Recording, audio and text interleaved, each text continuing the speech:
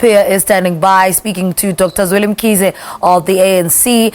Aldrin, a very good morning to you once again. Well, a very good morning, Lebu. Just to give you a quick update on the state of the stadium, it is starting to pack up. The upper level of the stadium is actually packed as the drizzling here in Orlando still continues. Some people clearly not deterred. And as you've indicated, I'm joined by the Treasurer General of the ANC, Dr. Zweli Mkhize. Thank you so much for joining us this moment. Let's first start with the financial state of the ANC. What state does it find itself in at this moment? It's in a good state. It's in a good state? Yes. Nothing to worry about? Nothing to worry about unless you want to make a contribution to the ANC. Well, I don't know if I have enough money to contribute to the ANC. We accept anything. The reason that I asked this question is because of a decision that's been taken now to have all major big events to rather hold them in Gauteng, like for instance the elective conference. That's what I understand. Yes, no, look, there's been a discussion for a long time about whether all the provinces have got sufficient infrastructure to be able to host massive conferences like the one we've had. And so the general consensus is that it might be better to just focus in an area which is central, where there's a lot of infrastructure, particularly on the side of accommodation and of course the hosting venue for the conference, the plenary. So it's an issue that the ANC has been thinking about over a long time. Is it just for this year, or is it for over a number of years up until?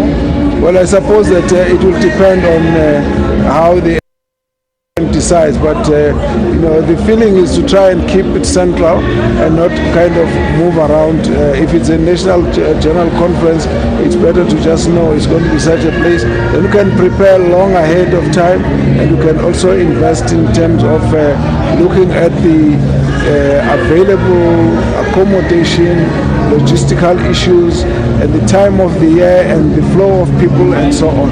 Now, for example, if you look at Johannesburg, around end of the year, if you're looking at Gauteng, it's empty. So it makes for very easy movement.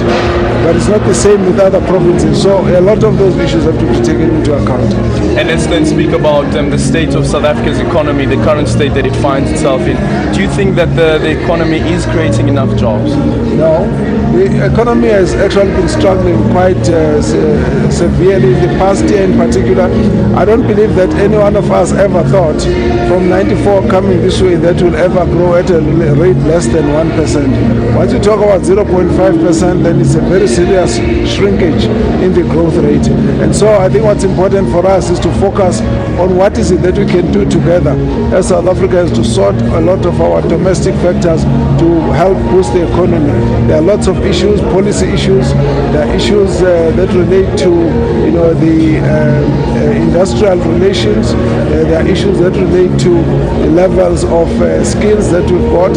And so even the climate of confidence, investor confidence, we have to build very much on that. And I think that something already was started last year with the regular dialogue between government and business and labor. It's really yielded a lot. I think South Africans need to know that the issue of building investor and business confidence is a collective effort. And so we have learned that lesson, and we are hoping that we will be able to build on that and really make 2017 a much better year in terms of growth. I just quickly want to ask you this question just before we wrap, just in a few seconds maybe. President Jacob Zuma last year deciding to send the FIC amendment bill back to Parliament due to constitutional reasons, while the NEC had already decided that he should sign the bill. Is that a problem? No, it's not a problem. The NEC had said the bill needs to be processed, it must move on. And so the president said, look, he had been applying his mind. He feels that the bill needed to be sent back. What we cannot take away from the president is his power, authority and prerogative to apply his mind on a bill that's to the president. So we expect that the processing of the bill must be expedited, and that it is not an issue between NEC and the president. It's just an issue of the NEC indicating that we would want to see the process moving forward, but understanding that the president has got particular processes. Well, thank you so much. There you have it from Dr. Zweli Mkhize speaking there about the Financial Intelligence Amendment Bill, which has been sent back to Parliament by President Jacob Zuma. Quite a critical issue for some economists as well as business leaders. It's back to you, Lebu, in studio.